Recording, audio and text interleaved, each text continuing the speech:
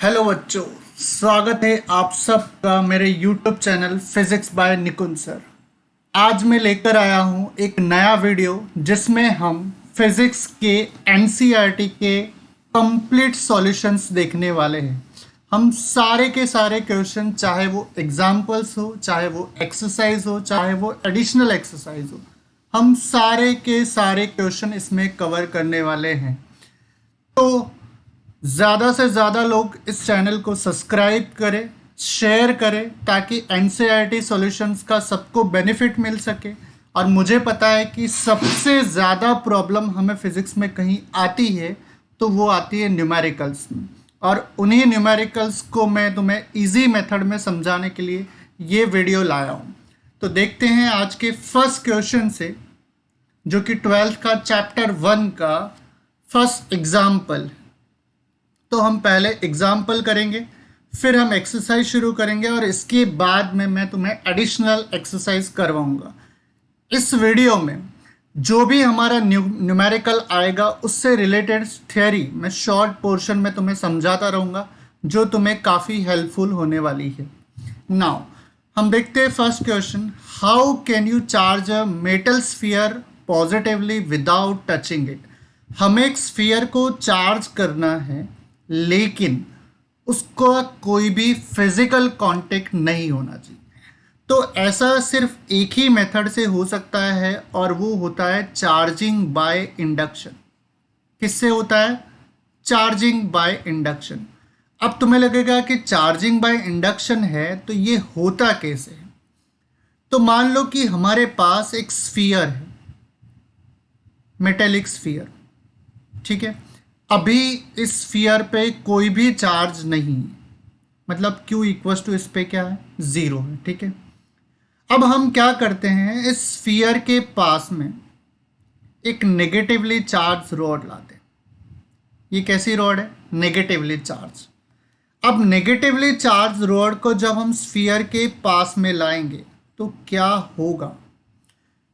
जो positive charge है वो क्या होगा? इसकी तरफ अट्रैक्ट होगा, क्योंकि हमें पता है कि नेगेटिव और पॉजिटिव चार्ज के बीच में जो फोर्स लगेगा वो पॉजिटिव चार्ज को नेगेटिव की तरफ अट्रैक्ट करेगा। तो पॉजिटिव चार्ज क्या हुआ? इस तरफ शिफ्ट हो गया।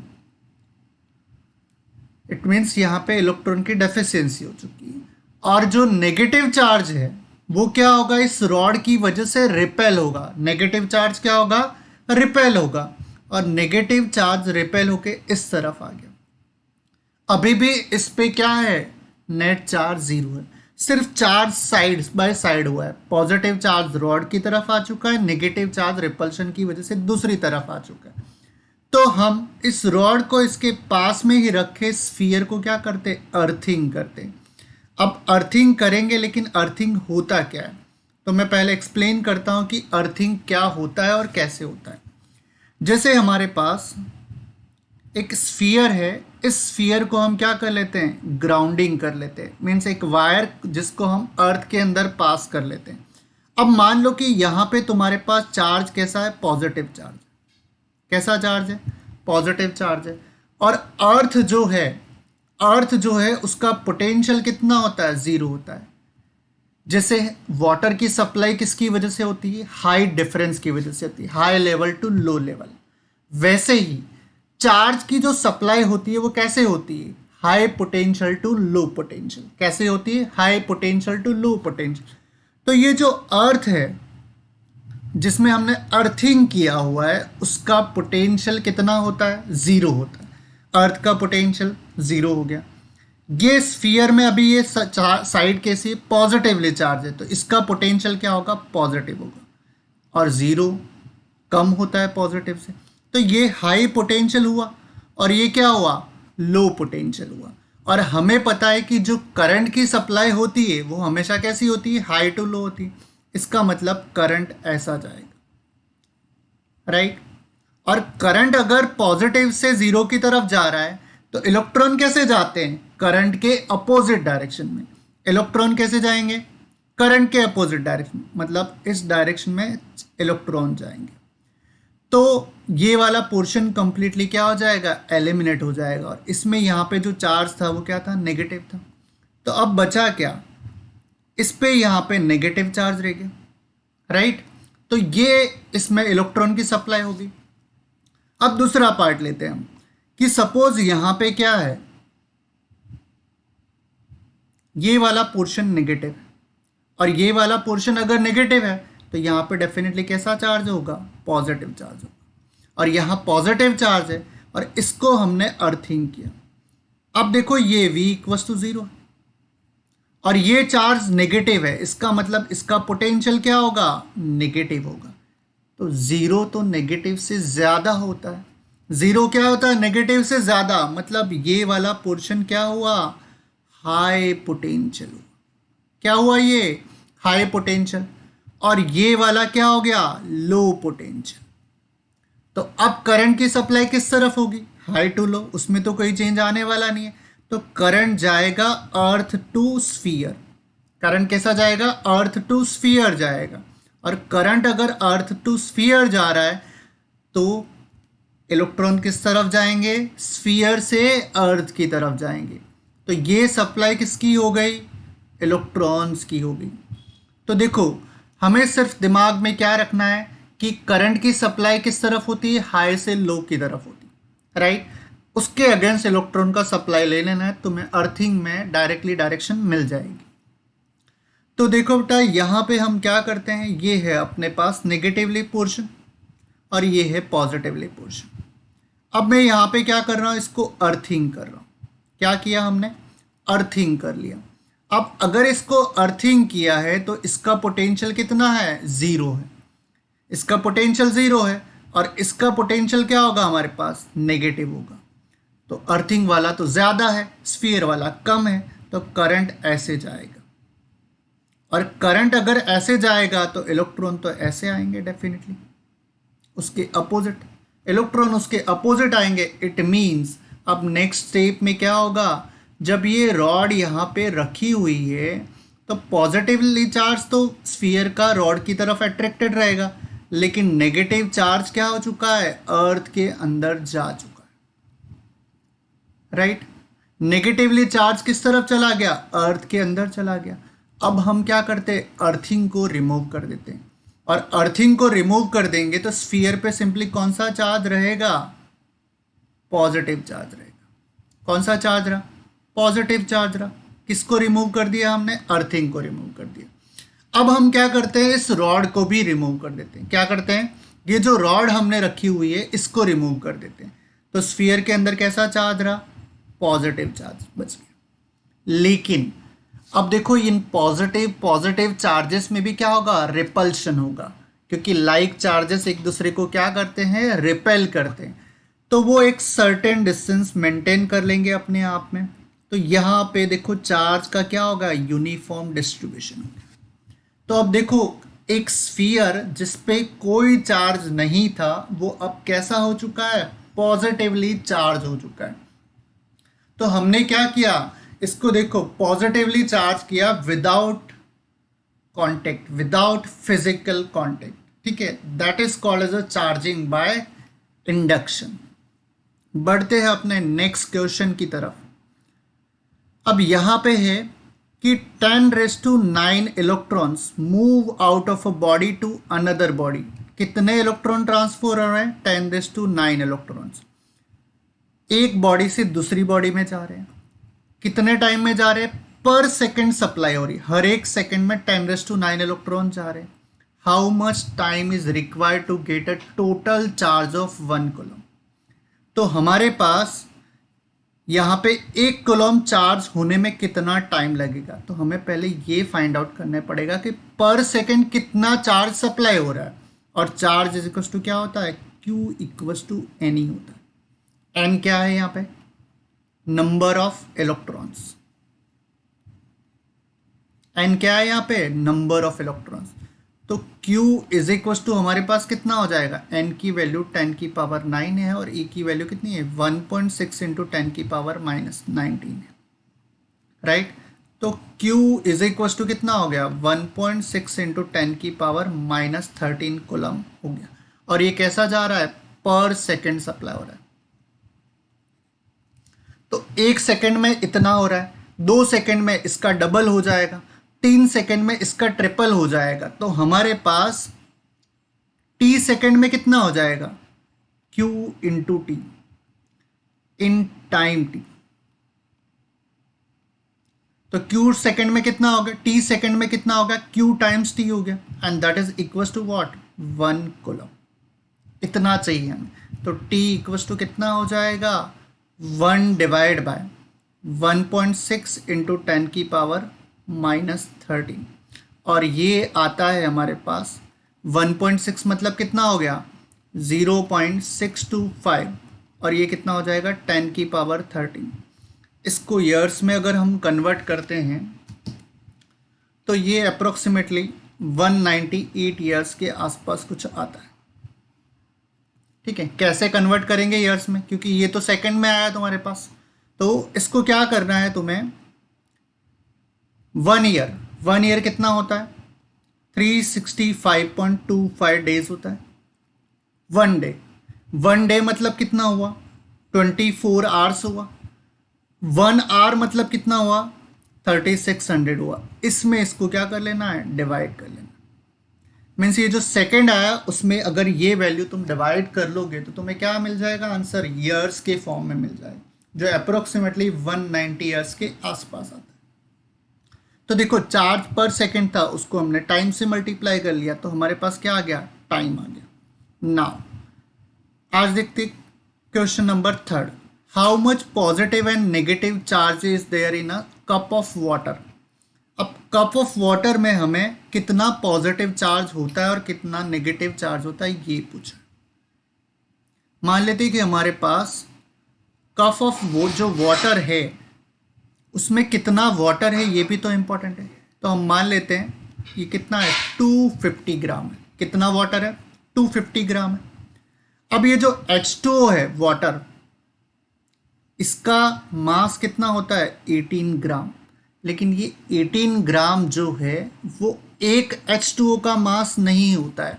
ये जो 18 ग्राम है उसमें कितने नंबर ऑफ H2O होते हैं, कितने नंबर ऑफ H2O मॉलिक्यूल्स होते हैं, वो होते हैं 6.022 इंटू 10 की पावर 23, जिसको हम बोलते हैं 1 मोल। क्या बोलते हैं, 1 मोल। तो ये क्या हो गया, 1 मोल के बराबर हो गया, और 1 मोल में इतना आ रहा है, और 1 मोल का मास कितना है, 1 मोल का मास कितना है, 18 ग्राम। तो हमारे पास है कितना, 250 ग्राम। 250 ग्राम है, तो नंबर ऑफ मोल्स कितने हो जाएंगे, 250/18 हो जाएंगे। This is number of mole. 1 मोल में कितने आ रहे हैं, 6.022 इंटू 10 की पावर 23 आ रहे हैं। तो हमारे पास नंबर ऑफ H2O कितने हो जाएंगे, H2O मोलिक्यूल्स कितने हो जाएंगे, 1 मोल में कितने आ रहे हैं, 6.022 इंटू 10 की पावर 23 आ रहे हैं। हमारे पास नंबर ऑफ मोल्स कितने हैं, 250/18, ये नंबर ऑफ मोल्स है। तो 1 मोल की वैल्यू को इससे मल्टीप्लाई कर देंगे तो हमारे पास क्या आ जाएगा, नंबर ऑफ H2O मॉलिक्यूल्स आ जाएंगे। अब ये जो H2O है इसमें है क्या, एक H, दूसरा H और तीसरा O। अब ये जो ऑक्सीजन होता है इसमें क्या होता है, 8 प्रोटॉन्स 8 इलेक्ट्रॉन्स, राइट। अब ये हाइड्रोजन है, इसमें भी क्या है, 1 प्रोटॉन 1 इलेक्ट्रॉन। इसमें भी क्या है, 1 proton 1 electron. It means total हमारे पास 10 क्या है, पॉजिटिव चार्ज, और 10 क्या है हमारे पास, नेगेटिव चार्ज। क्योंकि देखो 1 + 1 + 8 10 हुआ, 1 + 1 + 8 ये भी 10 हो गया। तो इसमें पॉजिटिव चार्ज और नेगेटिव चार्ज तो बराबर है, तो पॉजिटिव चार्ज किसके बराबर है, नेगेटिव के बराबर है। और हमने एक H2O में देखा ये चार्ज, और हमारे पास कितने H2O है, इतने नंबर ऑफ H2O है। तो इसको हम क्या करेंगे, एक चार्ज ऑफ इलेक्ट्रॉन से मल्टीप्लाई कर लेंगे। तो Q कितना आ जाएगा हमारे पास, 250/18, 6.022 इंटू 10 की पावर 23, इंटू 1.6 इंटू 10 की पावर माइनस 90। ये इससे मल्टीप्लाई कर लिया हमने, तो ये इससे मल्टीप्लाई करने पे क्या आ रहा है, let's see, I am calculating this. ये किसका चार्ज होगा हमारे पास, जो नंबर ऑफ H2O मॉलिक्यूल्स हैं हमारे पास उसका टोटल चार्ज होगा, जो कि 250 ग्राम ऑफ वाटर में एग्जिस्ट कर रहे हैं। तो 250 डिवाइड बाय 18 इंटू 6.022 इंटू 1.6, तो ये आ रहा है हमारे पास 133.82, और साथ में पावर देखें तो कितना होगा, 10 की पावर 23 और 10 की power minus 19, that is what 10 की पावर माइनस 4। तो अगर इसको आगे कन्वर्ट करें तो ये 1.33 इंटू 10 की पावर माइनस 2 कूलम आएगा, दिस इज चार्ज। तो हमें सोचना ऐसे ही है क्वेश्चन को कि 18 ग्राम मतलब 1 मोल, 1 मोल में इतना आता है, तो 250 ग्राम में कितना होगा, that will give you what value according this. तो जब भी नंबर चार्ज फाइंड आउट करने की बारी आए तो हमें नंबर ऑफ मोल्स की कॉन्सेप्ट से चलना है। Now next question, question number 4। So question number 4 में देखते हैं, Coulomb's law for electrostatic force between two point charges and Newton's law of gravitational force between two stationary point masses both have inverse square dependence on the distance between the charges and masses। देखो Coulomb's law होता है F equals to K Q1 Q2 by R square, जिसको हम बोलते हैं electric force, और दूसरा होता है ग्रेविटेशनल फोर्स, और वो होता है G M divide by R square. दोनों में ही क्या आ रहा है, proportional to 1 by R square आ रहा है, इसलिए इनको क्या बोला जाता है, inverse square dependence. Compare the strength of this forces by determining the ratio of magnitudes, first for an electron and proton and second for the 2 protons. B estimate the acceleration of electron and proton due to electric force of their mutual attraction when they are 1 angstrom at a distance of, ठीक है। तो हमें electric force देखना है और हमें क्या देखना है, दूसरा प्रोटॉन्स के लिए ग्रेविटेशनल फोर्स देखना है। तो देखते हैं फर्स्ट वाले पार्ट में, पहले किसके लिए बोला गया इन्होंने, स्ट्रेंथ का रेशियो हमारे पास for an electron and proton बोला गया। तो हम सबसे पहले कौन सा फोर्स कैलकुलेट करते हैं, electric force, and that is what K Q1 Q2 by R square. अब K की जो वैल्यू होती है वो होती है 9 इंटू 10 की पावर 9।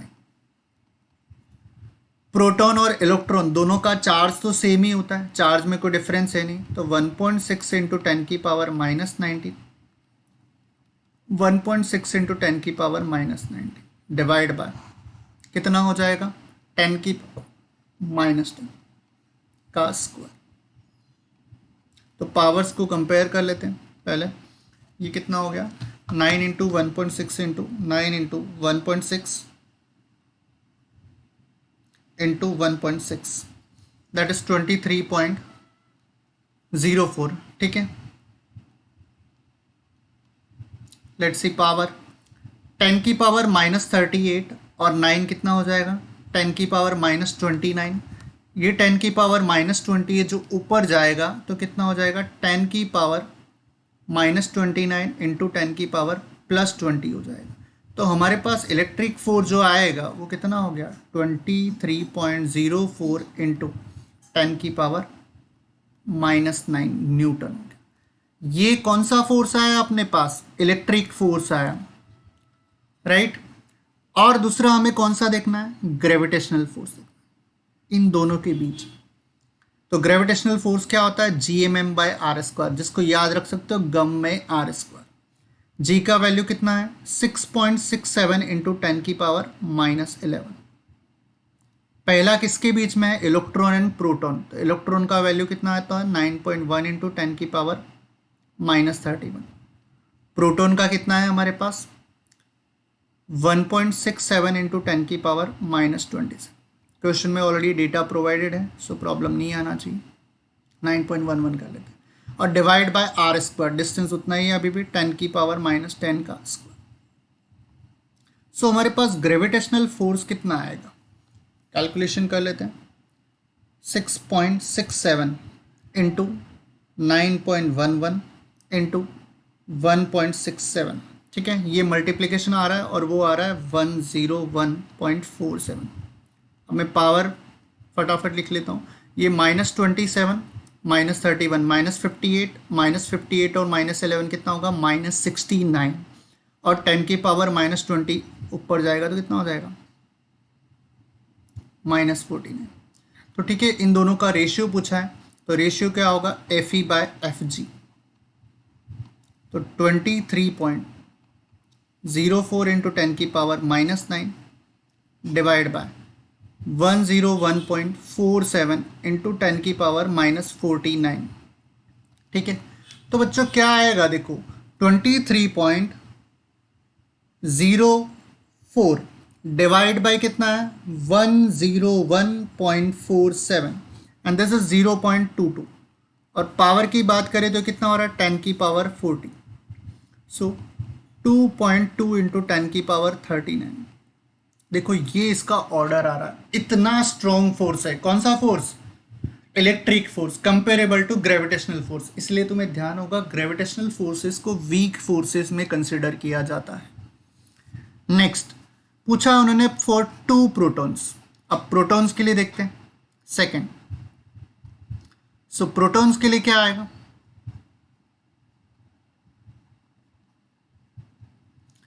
सेम इलेक्ट्रिक की 9 इंटू 10 की पावर 9, 1.6 इंटू 10 की पावर -19 का स्क्वायर, क्योंकि इसमें तो कोई चेंज आने वाला है नहीं, क्योंकि प्रोटॉन और दोनों प्रोटॉन का जो वैल्यू होता है वो क्या रहता है, चार्ज का सेम ही रहता है। तो ये तो जो आया हमारे पास 23.04 इंटू 10 की पावर -9 ही आएगा, इसमें कोई चेंज नहीं वाला है। लेकिन ग्रेविटेशन में चेंज आएगा, और देखते हैं वो कितना आता है, 6.67 इंटू 10 की पावर -11। क्योंकि दोनों प्रोटॉन्स की बात करें तो ये कितना हो गया, 1.67 इंटू 10 की पावर -27। 1.67 इंटू कितना हो गया, 10 की पावर -27 डिवाइड बाय 10 की पावर -10 का स्क्वायर। तो let's see what is this, 6.67 into 1.67 into 1.67, so that is 18.6। और पावर में देखा जाए तो -54 और -11 कितना हो गया, -65, और ये ऊपर जाएगा तो 10 की पावर कितना हो गया, -45 हो गया, ठीक है। 54, 65 और -45। अब इन दोनों का वैल्यू देखें, FE बाय FG, तो कितना है, 23.04 इंटू 10 की पावर -9 डिवाइड बाय कितना है, 18.6 इंटू 10 की पावर -45। कैलकुलेशन में थोड़ा लेंदी है कैलकुलेशन, बाकी इसका कॉन्सेप्ट इतना ज़्यादा टफ नहीं है, सिंपली हमें डिवाइड करना है और रेशियो निकालना है। सो 18.6, तो दिस इज व्हाट 1.23, और पावर में देखिए रहा तो ये कितना आ रहा है, 36 आ रहा है, ठीक है। तो इस तरीके से इसकी वैल्यू आ रही, ठीक है, 1.23। तो स्ट्रॉन्ग फोर्स है ये रेशियो में। अब आगे क्या पूछा, estimate the acceleration of electron and proton due to electric force of their mutual attraction. तो देखो इलेक्ट्रिक फोर्स की वजह से पूछा, और इलेक्ट्रिक फोर्स कितना लग रहा है, 23.04 लग रहा है। तो एक्सेलरेशन कैसे निकालेंगे, उसे हमें न्यूटन बाबा को याद करना पड़ेगा। फादर इक्वल्स टू व्हाट, मा। तो फॉर इलेक्ट्रॉन, जब हम बात करेंगे इलेक्ट्रॉन की तो हमें मास किसका लेना होगा, इलेक्ट्रॉन का लेना होगा, बस इतना सा चेंज है। तो ये कितना हो गया, 23.04 इंटू 10 की पावर कितना आ रहा है, -9 इज इक्वल टू 9.1 इंटू 10 की पावर -31 इंटू क्या हो गया, एक्सेलरेशन हो गया। तो एक्सेलरेशन कितना हो जाएगा, 9.1 डिवाइड में जाएगा, 23.04 डिवाइड बाय 9.1, ये आ रहा है कितना, 22.53 और पावर में देखें तो -31 डिवाइड में जाएगा, ऊपर जाके प्लस हो जाएगा, तो 10⁻22। बाप रे, this is very heavy value. बात करते हैं फॉर प्रोटॉन, और प्रोटॉन में सेम थिंग 23.04 एक्सेलरेशन में डिवाइड में आ जाएगा, लेकिन उसका मास कितना है 1.67 इंटू 10⁻⁻27 इज इक्वल टू ए हो गया। तो ये कितना आ जाएगा 1.67 डिवाइड में, तो दिस इज व्हाट 13.79 इंटू 10⁻18 हो गया मीटर पर सेकंड। अब देखो प्रोटॉन का जो एक्सेलरेशन है वो इलेक्ट्रॉन से कम आ रहा है, क्यों? क्योंकि प्रोटॉन हैवी पार्टिकल है कंपेरेबल टू व्हाट इलेक्ट्रॉन, और इलेक्ट्रॉन लाइट पार्टिकल है। So this question is done, very lengthy problem. Next देखते हैं अब क्वेश्चन नंबर 5, आईएमपी क्वेश्चन है ये अपने आप में। A charged metallic sphere A is suspended by a nylon thread. Another charged sphere of metallic sphere B is insulating handle brought close to A. मतलब हम क्या कर रहे हैं, B को A के पास में ला रहे हैं, such that the distance between their centers is what 10 centimetre. एक ये स्फीयर है और दूसरा ये स्फीयर है, ठीक है, ये A है और ये क्या है B है। As shown in the figure, the resulting repulsion of A is noted. A का repulsion नोट कर लिया हमने। Spheres A and B are touched by uncharged spheres C and D. अब A को C के साथ में कांटेक्ट में ला रहे हैं और B को D के साथ में कांटेक्ट में ला रहे हैं। And brought closer to A to B distance such that 5 centimetre, पहले 10 था अब रिड्यूस होके कितना हो गया 5 हो गया। What is the expected repulsion of A on the basis of Coulomb law? Sphere A and C and sphere B and D have identical sizes. देखो पहले मैं एक कॉन्सेप्ट एक्सप्लेन कर लेता हूँ। मान लो कि एक स्फीयर है हमारे पास QA जिसका चार्ज है Q1, दूसरा स्फीयर है B और उसका चार्ज है Q2। ये कॉन्सेप्ट है चार्जिंग बाय कॉन्टेक्ट। पहला हमने कौन सा पढ़ा था, चार्जिंग बाय इंडक्शन, जहां पे कोई फिजिकल कांटेक्ट नहीं होता है, लेकिन यहां पे एक बॉडी दूसरी बॉडी को टच करेगी, या तो डायरेक्टली फिजिकल कांटेक्ट होगा या किसी वायर के थ्रू कांटेक्ट होगा। तो हम इन दोनों स्फीयर को एक वायर के थ्रू कनेक्ट करेंगे। दोनों का साइज कैसा है, सेम है, it means they are of identical size. और जब भी आइडेंटिकल साइज है तो इनमें जो चार्ज का फ्लो होगा वो कब तक होगा, जब तक कि उनका पोटेंशियल सेम ना हो जाए। जैसे लिक्विड का फ्लो कब तक होता है, हाइट डिफरेंस सेम ना हो जाए, वैसे ही यहां पे कब होगा, पोटेंशियल डिफरेंस सेम ना हो जाए। तो पोटेंशियल सेम दोनों का, तो उस कंडीशन में इन दोनों पे जो फाइनल चार्ज आएगा ए और बी पे, जो कि क्या होगा Q1 डैश और क्या होगा Q2 डैश, क्योंकि हाई से लो की तरफ फ्लो होगा, तो ये Q1 डैश और Q2 डैश दोनों पे सेम हो जाएगा, and that will be what average of the initial charge. कितना होगा, इनिशियल का एवरेज होगा। इस तरीके से डिस्ट्रीब्यूशन होता है, ठीक है।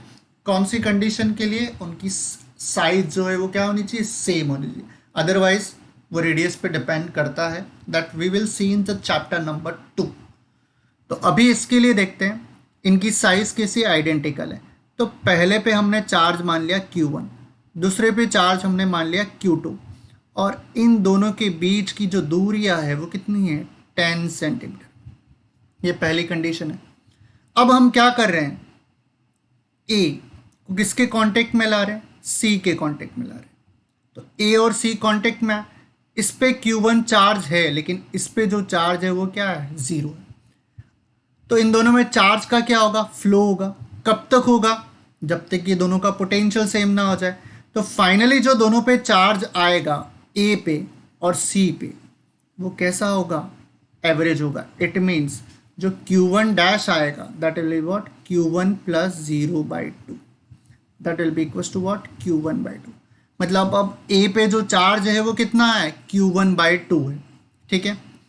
फिर बी को हम किस किस कांटेक्ट में ला रहे हैं, डी के कांटेक्ट में। सेम इस पे चार्ज कितना था Q2, इस पे कितना था 0।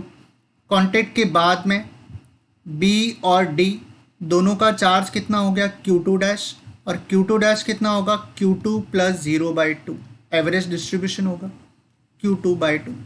अब दोनों फोर्सेस को कंपेयर करते हैं। ये हमारे पास कितना है, R इक्वस टू 10 सेंटीमीटर है, तो डेफिनेटली तो ये फॉर्मूला क्या हो जाएगा, F is equals to K Q1 Q2 by R square हो गया। लेकिन अब देखो यहाँ पर डिस्टेंस को 10 से कितना कर दिया है, 5 कर दिया है। तो जो नया डिस्टेंस है किसके बीच में, ये स्फीयर A है, ये स्फीयर कौन सा है हमारे पास, C है। तो A और C का जो चार्ज है नया वाला वो कितना हो गया, Q1/2 हो गया। इसका कितना हो गया, sorry not C, this is B, Q2/2।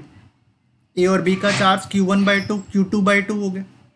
और इनके बीच का जो डिस्टेंस है 10 से 5 हो गया, मतलब कितना हो गया, can be write down this is R/2, yes R/2 distance हो गया। अब इसमें फॉर्मूला लगाते हैं वापस। तो देखो F डैश कितना हो जाएगा, K Q1 डैश की जगह कितना आ जाएगा Q1/2, Q2 डैश की जगह कितना आ जाएगा Q2/2, और डिवाइड बाय डिस्टेंस R की जगह क्या आ जाएगा, R/2 का स्क्वायर। तो this become what, K Q1 Q2/4 and divide by R square by what, 4।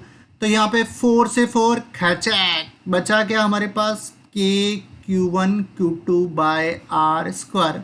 It means F dash as it is same आया कि नहीं आया, पहले जितना ही आया। क्यों, क्योंकि चार्ज हाफ हो गया और डिस्टेंस भी हाफ हो गई, तो फोर्स जितना पहले था उतना का उतना ही आया।